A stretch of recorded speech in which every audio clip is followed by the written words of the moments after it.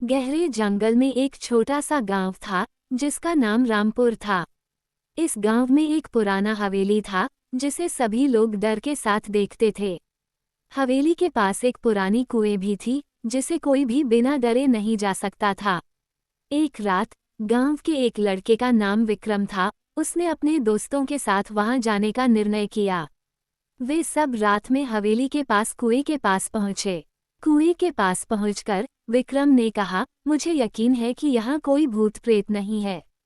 उसके दोस्तों ने उसे चुनौती दी और कहा, तो तुम कुएं में चलो।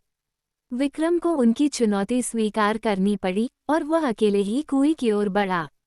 वह बार बार मन में डर और भय को निकालने का प्रयास कर रहा था, लेकिन जैसे ही उसने कुएं की तलाश की, वह एक अजीब आवाज सुना।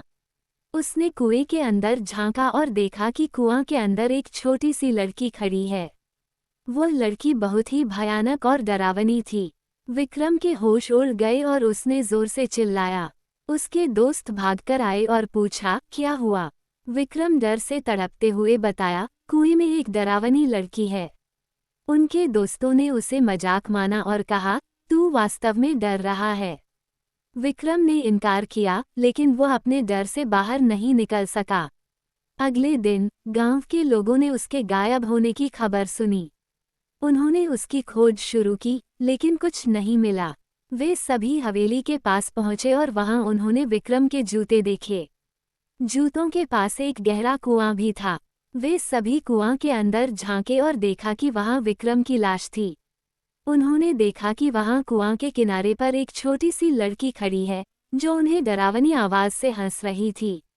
उन्होंने समझा कि यह वही डरावनी लड़की है जिसे विक्रम ने देखा था।